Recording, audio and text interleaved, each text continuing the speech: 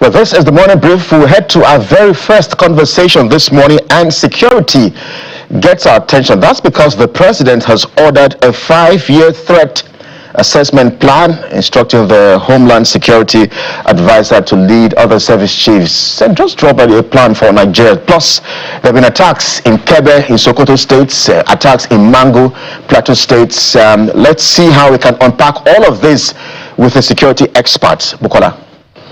Yes, indeed, and let's begin right away. And joining us this morning to begin our conversation on national security is Dr. Kabiru Adamu. He is the Managing Director, Beacon Security and Intelligence Limited, and of course, a security expert. Dr. Adamu, good morning and welcome to the morning brief. My pleasure. Good morning, Bukola. I'm spoiled for choice this morning as President approves the preparation of a comprehensive threat assessment and 5-year strategic defense operations plan. But there's also killings in Sokoto and Mangu, as Kelly has pointed out earlier. And that's where I want to begin because of the consistent killings, particularly in Plateau State, despite the president's visit to that state during the Angua Rukuba incident, where there has been no let-up in the killings, the death toll, and the agony of the people. And it's important to ask why this continues, because we've seen a resolve in even the approach of the subnationals and other states of the federation to respond to security concerns and rein in on attacks. Why is Plateau particularly different? Perhaps you also want to speak to the killings in Kebbi, in Sokoto as well. Thank you once again, Bukola. The reality is that the security situation in Nigeria remains challenged, and this is not in any way reducing the gains that we've recorded of recent, the types of military operations, other security forces operations, especially the DSS, the police, NDLEA, name them, all the security agencies, we've seen an increase in the momentum. But in spite of this increase, the security challenges remain almost viable. And I think this is what led Mr. President to set up this committee and instruct his advisor on Homeland Security to head the committee to conduct a threat assessment and then to produce a 5-year ruling plan that will put together defense, security, and intelligence. I hear two things. I hear effectiveness, I hear efficiency. Effectiveness, because if by the end of July, and this is based on the data that we've been able to put together, more than 6,000 Nigerians have been killed. And Bukola, because we have a granular depiction of these threat factors, we know that out of these 6,000, over 50% affected the northwest of the country. So not even the north central, northwest, in particular, Sokoto, Kebbi, Zamfara, and Katsina. They've remained sort of in the forefront of these fatalities that we've been seeing.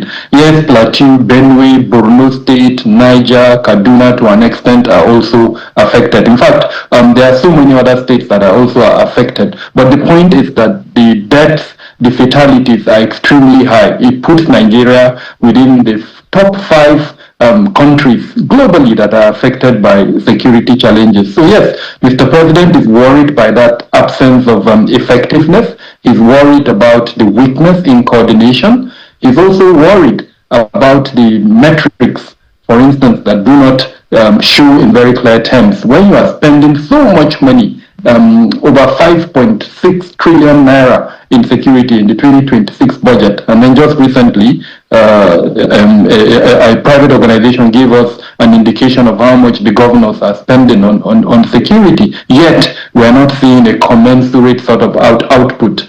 Then I think this is what Mr. President is trying to address in terms of effectiveness. How do we reduce that number, 6,000, we reduce it to, let's say, 100, and then of course all of us will be happy. Now to your question, why are we seeing all of this? There are a couple of factors. One of the things that this committee that the President has set up wants to achieve is to provide a plan upon which we will start procurement. So what are the kind of equipment that our security forces need to address contemporary challenges that we have? In the first place, what are the nature of the threat elements even that we have, so that will now determine our defense sort of priorities, our intelligence priorities, our security priorities. So that's number one. Part of the reason. The second reason is the circumstances within the country. Social cohesion is extremely weak.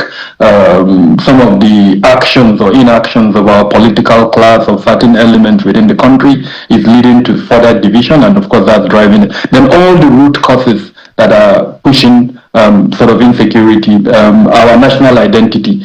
I think the last time NIMSI sort of gave out a public statement, it indicated only about 130 million Nigerians have been registered. So that means we have more than 100 million that are sort of anonymous. We don't even know who they are. If they commit crimes, there's really no way to identify them.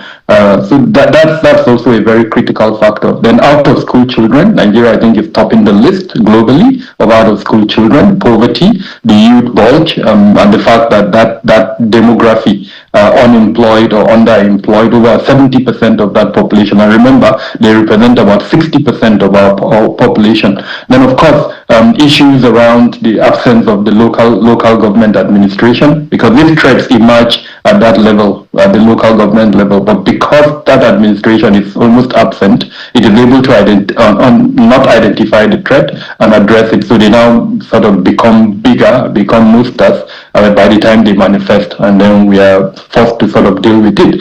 The absence of our traditional rulers within the security architecture. So these are some of the reasons, the root causes. Of course, we've also reached a situation where the justice system, unfortunately, is failing to provide, adequate justice, as it were, and so sometimes that leads people to take up arms and address it. But I must commend this part administration, especially organizations like the DSS. If you've noticed, in the last few months, they are enhancing prosecution. Of course, the terrorism suspects are also being prosecuted. So there are positives within the last few months. But like I mentioned, the fatality rate is still high. And perhaps this is what led Mr. President to come up with this, solution to set up a committee to look into the issues. Let me read a line from what was published by the government through Bayo Nanuga, the spokesperson, one of the spokespersons of the government, and I want to ask a question based on that. It said President Tinubu noted that operational requirements were currently often considered individually without sufficient reference to an agreed national threat assessment or unified medium-term plan, making coordination more difficult and limiting the efficient deployment of resources. I wonder what you think he means by that. As you've noted, the DSS, even the troops have been recording some success, and also the Office of the Special Advisor on Homeland Security and National Security Advisor. Help us make sense of these moving parts. So in simple terms, the president is aiming at efficiency, and I must commend Mr. President. I mean, there are issues, and I'm sure today you would see a lot of conversations around maybe replication, because don't forget we have a national security strategy. We have, a near moribund national defense policy. We also have a counter-terrorism strategy. We have different elements, supposedly, and I hope we do, an intelligence estimate that is provided at the beginning of the year. So the question is, if we have all of this, why do we now need to do another threat assessment? Because embedded in all of this sort of instruments or policy documents that I've mentioned, there should have been a threat assessment that would lead to their production. But I guess the president is very aware, like we are aware, that something is wrong. If those instruments, those documents are effective, then we will not be in the kind of challenge that we're in. So Mr. President has made a bold move. Noted there would be a lot of criticisms. I am not unconscious of that. But what he would want to achieve is, like I said, efficiency. What do I mean by efficiency? If we're operating in silos, if the coordinating elements within the national security strategy have not been able to achieve harmony, and this is very obvious, it's very visible. There is progress, and I must emphasize this. I've said it before, I'll say it again. There is progress where we were before and where we are now. But what the president would want to see, based on this directive, is coordination. He he would want to see where if you are procuring equipment. Let me give you an example of drones. There is, out of the almost 42 or thereabout agencies that we have in security, almost about 11 of them have procured drones. But then you'll be surprised that there is no harmony in terms of what they are procuring. So, for instance, drones have capacity for different things.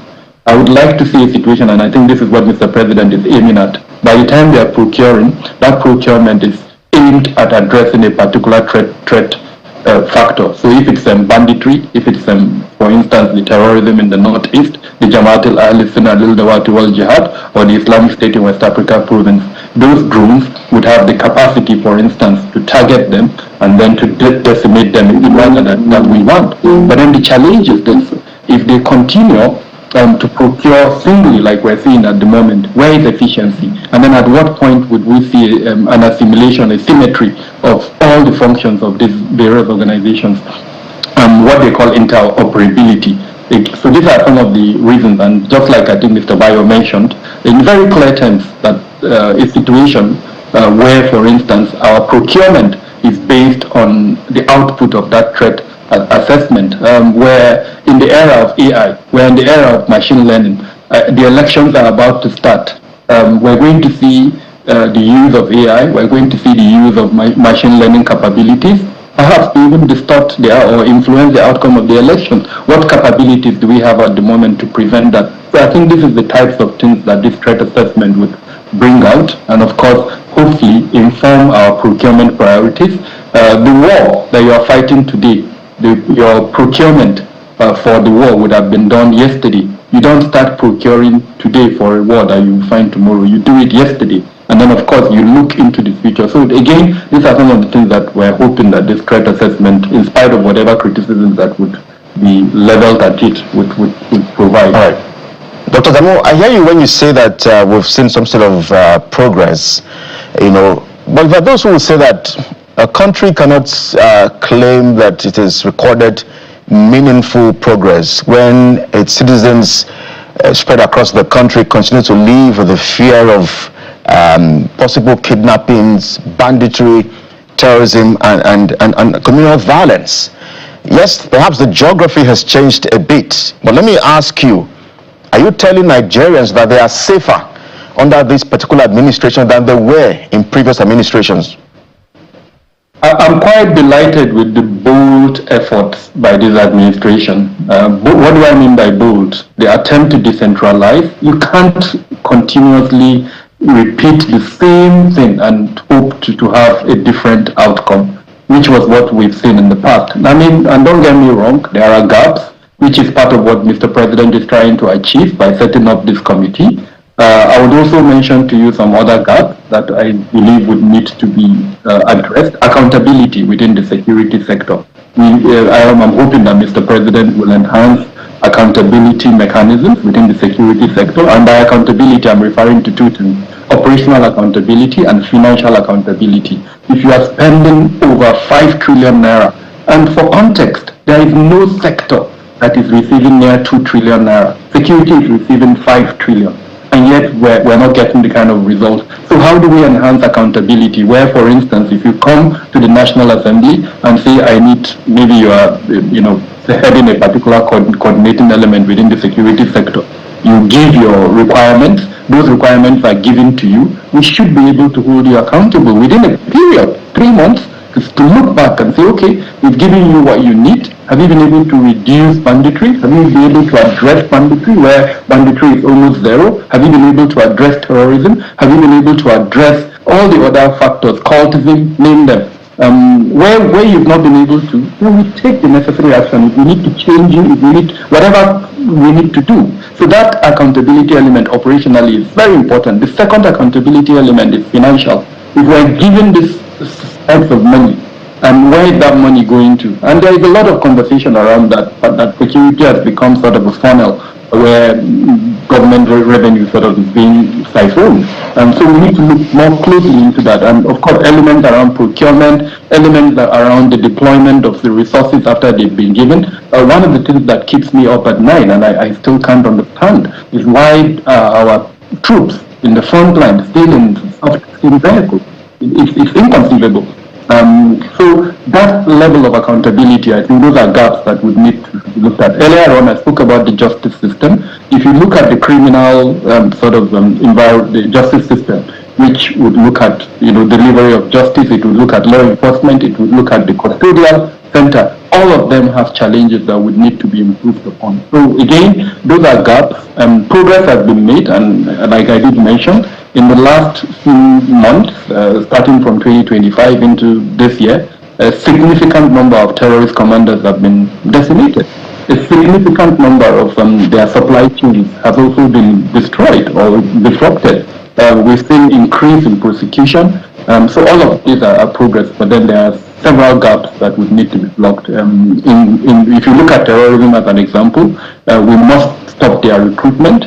We must stop their funding ability to generate funding. We must stop their ability to acquire weaponry. And then last, we must stop their ability to move around. They move on motorbikes. This is even a child in secondary school will tell you this. He or she knows that they move on motorbikes.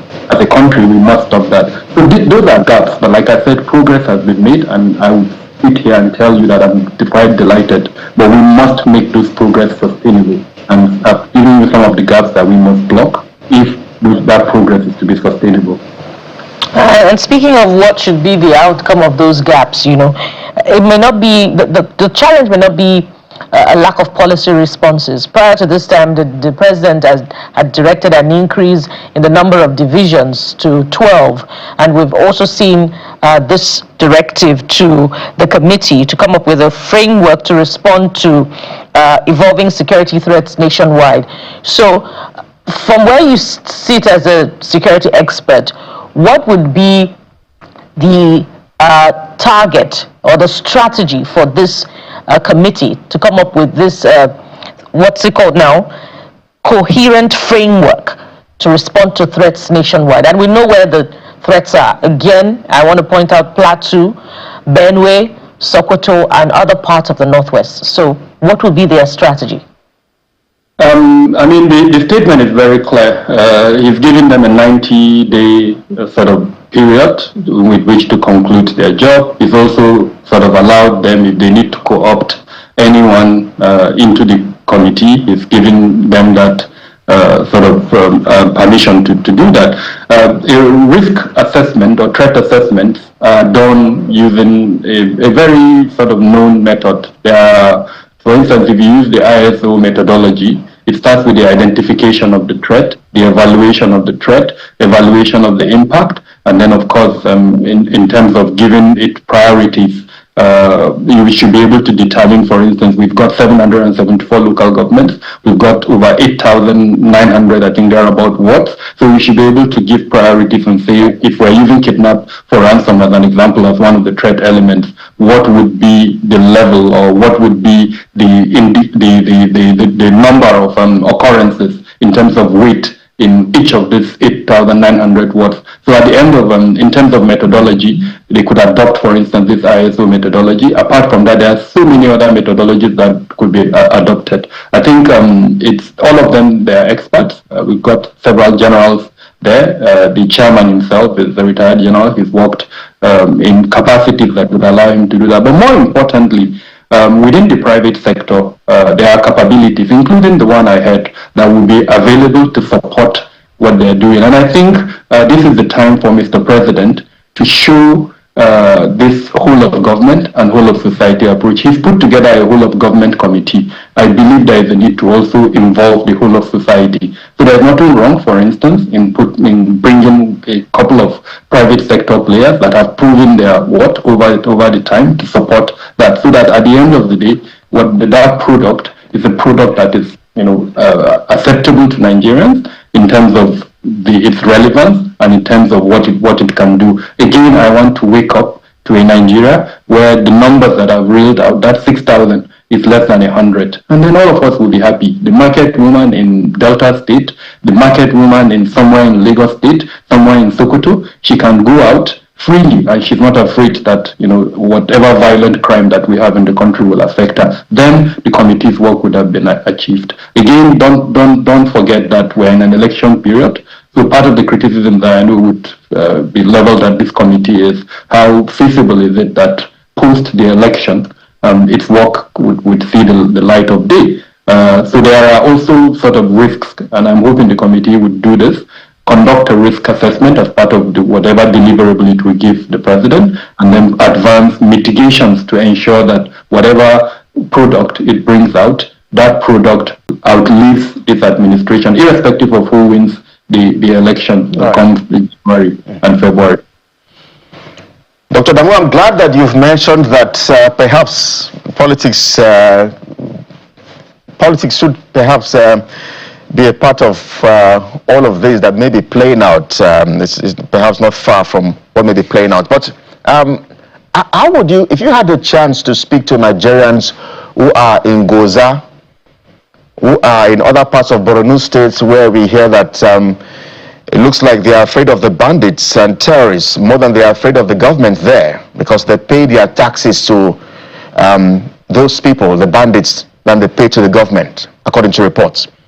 If you also have the chance to speak to the people in Kebe in Sokoto State, and Mangu in Plateau State, and in Benue State as well, Niger State, and perhaps Kaduna State, where recently, about 2 weeks ago, where there was a killing of about 30 persons in a community, what would you say to them? How can they also perhaps defend themselves? Because it looks like they're almost helpless.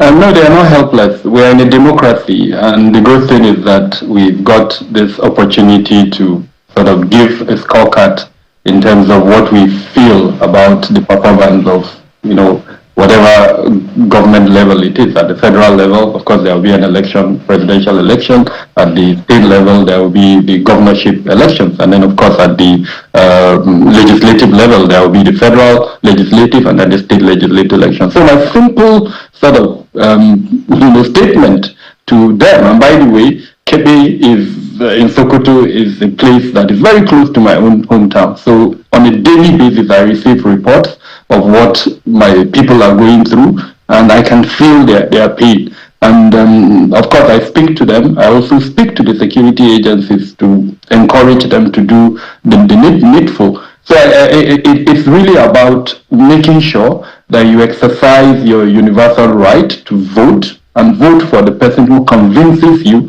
that he or she can address your security challenges at the different levels. Again, I was part of the organization that signed the peace accord just 2 days ago, and we're hoping that the campaigns will be issue-based, and that all the parties that are going to run at federal, at state level, will put forward to us their manifesto, and of course the various ways they intend to address the security challenges. We've seen what the APC is doing. We're hearing from Mr. President. He's raising a committee. So we've had an opportunity to sort of see what the ruling party is doing. If the opposition is serious, they should also put forward what they intend to do to address the security challenges. And for the people that are being affected, it's an opportunity to say, okay, APC, we're happy with what you've been doing, or what the other parties have put forward to us is better, and so we go for them. So this is, I think, the simple